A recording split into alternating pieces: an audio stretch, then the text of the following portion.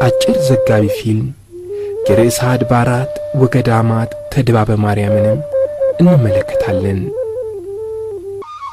ርዕሰ አድባራት ወገዳማት ተድባበ ጽዮን ከቀዳማዊ ምኒልክ እስከ አብርሃ ወአጽብሃ ዘመነ መንግሥት። ርዕሰ አድባራት ወገዳማት ተድባበ ማርያም በደቡብ ወሎ ዞን ምዕራባዊ ክፍል በአማራ ሳይንት ወረዳ ከመሬት ከፍ ባለ ሰንሰለታማ ተራራ ላይ የምትገኝ ሲሆን ምስራቅ ጎጃምና ደቡብ ጎንደርም ያዋስኗታል። ቤተ ክርስቲያኗ የምትገኝበት ተራራ 12 በሮች ይገኙበታል። እነዚህም 12 በሮች የ12ቱ ነገደ እስራኤልና የ12ቱ ሐዋርያት ምሳሌዎች ናቸው። ርዕሰ አድባራት ወገዳማት ተድባበ ማርያም ከ2985 ዓመት ያላነሰ የታሪክ ዕድሜን ያስቆጠረች ጥንታዊት ቤተ ክርስቲያን ናት። ቀዳማዊ ምኒልክ በኢትዮጵያ በነገሰበት ዘመን የተመሠረተችም ሲሆን ደብተራ ኦሪት ሆና ሥርዓተ ኦሪት መሥዋዕተ ኦሪት የተሠራባት እንደሆነች የተለያዩ የታሪክ መጻሕፍት ያስረዳሉ። መጻሕፍቱ እንደሚተነትኑት ከ4515 ዓመተ ዓለም ከክርስቶስ ልደት በፊት ከሐዲስ ኪዳን በፊት ጀምሮ መሥዋዕተ ኦሪት ተሰውቶባታል። በዚሁ ዓመተ ዓለም ክልል ውስጥም መስፍኑ ሳቤቅ የዳዊት የወንድም ልጅ ገሊላ ተድባበ ጽዮን ብሎ ሰይሟታል። ተድባብ ማለት የቃሉ ትርጉም ከግዕዝ የተወሰደ ሲሆን ትርጉሙም ድጋፍ፣ ጫፍ መዛነቢያ፣ ድባብ፣ ታላቅ ጥላ ማለት ነው። መስፍኑ ሳቤቅ ተድባበ ጽዮን ብሎ ከሰየማት በኋላ እስራኤላዊው ሊቀ ካህናት አዛርያስ ደግሞ የመጀመሪያው የተድባበ ማርያም ሊቀ ካህናት ነው። ቀዳማዊ ምኒልክ ወደ ኢትዮጵያ በመጣበት ጊዜ ሥርዓተ መንግሥቱ እንዲጸናለት በማሰብ 12000 የጦር ሠራዊትና 12000 አስተዳዳሪዎች 318 ሌዋውያን ካህናትን አስከትሎ መጥቶ ነበረ። የቤተ መቅደሱ አገልግሎት በ3 አበይት ክፍሎችም ይከፈል ነበር። አንደኛ ዕለታዊ አገልግሎት። ይህ አገልግሎት ጠዋትና ማታ የሚቃጠል መሥዋዕትን መሰዋት፣ ማብራቶችን ማብራት፣ ዕጣን ማጠን፣ ሰው የሚያመጣውን መሥዋዕት ማቅረብ ነበረ። ሁለተኛ ሳምንታዊ አገልግሎት። ይህ አገልግሎት በሳምንት በሰንበት ዕለት ኅብስተ ገጽ በገበታ ላይ የማኖር አገልግሎት ነው። ሦስተኛ ዓመታዊ አገልግሎት። ዓመታዊ አገልግሎት በማስተስሪያ ቀን ልዩ ሥርዓትን የመፈጸም አገልግሎት ነው። ከላይ የተገለጹት የአገልግሎት ዐይነቶች እስከ አዲስ ኪዳን መግቢያ ድረስ በርዕሰ አድባራት ወገዳማት ተድባበ ማርያም ሲፈጸሙ እንደነበር ይታወቃል።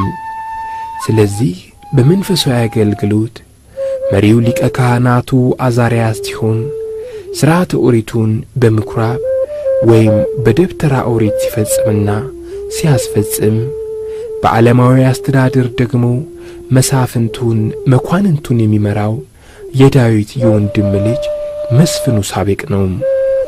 ከዚህም በተጨማሪ ሊቀ ካህናቱ አዛርያስና መስፍኑ ሳቤቅ ቅድስቲቱን ከተማ ኢየሩሳሌምን ለማስታወስ በተድባበ ጽዮን አካባቢ ያሉትን አገሮች በኢየሩሳሌም አካባቢ ባሉ ቦታዎች ስም ለመሰየም ሞክረዋል። ለምሳሌ ያህል ቤተ ክርስቲያኗ ተድባበ ጽዮን ያለችበትን ቦታ ገሊላ ሲሉት፣ በዙሪያው ያሉትን ደግሞ ደብረ ዘይት፣ ኬብሮን፣ ኢያሪኮ፣ ፍልስጤም፣ ሎዛ፣ ጋዛ፣ ኮሬብ፣ ደብረ ታቦር፣ ደብረ ሲና፣ አርሞንኤም፣ ኢየሩሳሌም ብለው ሰይሟቸዋል። እስካሁንም ድረስ በዚያው ስም ይጠራሉ። ከነዚህም መካከል በታቦር ተራራ አጤ ይኩኖ አምላክ ነግሶበታል። ታላቁ ሊቅ ዮሐንስ ገብላዊ የቅኔ ምስጢርም ደርሶበታል።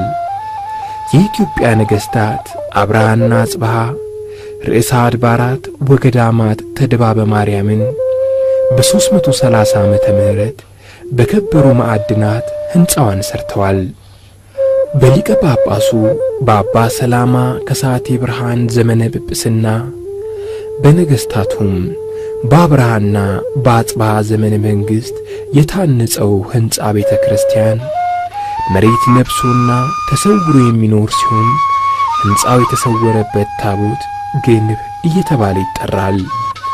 ይህ ስውር ቤተ ክርስቲያን አጥርና ቅጥር የነበረው መሆኑ ስለሚታመን ቅጥር በሚል ተጨማሪ ስም ይጠራል። ነገሥታቱ አብርሃና አጽብሃ የርዕሰ አድባራት ወገዳማት ተድባበ ማርያምን ሕንፃ የሠሩት በአብርሃ ወአጽብሃ ገድል የተጻፈውም ቃል እንዲህ ይነበባል።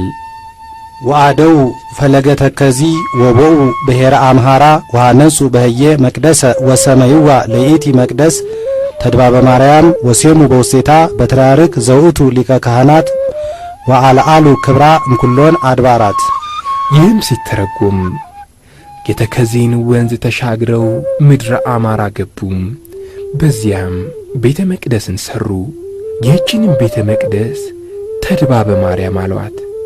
በውስጧም በትርያርክን ሾሙ፣ ክብሯንም ከአድባራት በላይ ከፍ ከፍ አደረጉ።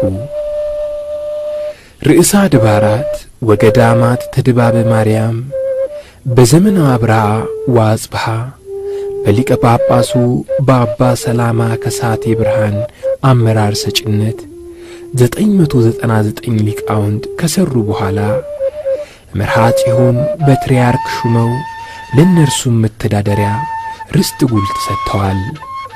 እዚህ ላይ ልብ ማለት ያለብን ርዕሰ አድባራት ወገዳማት ተድባበ ማርያም በቀዳማዊ ምኒልክ ዘመነ መንግሥት መሥዋዕተ ኦሪት ከተሰዋባቸው 4 መናብርተ ጽዮን ከአክሱም ጽዮን ቀጥሎ በሁለተኛ ደረጃ ላይ የምትገኝ ሲሆን በዘመነ አብርሃ ወአጽብሃ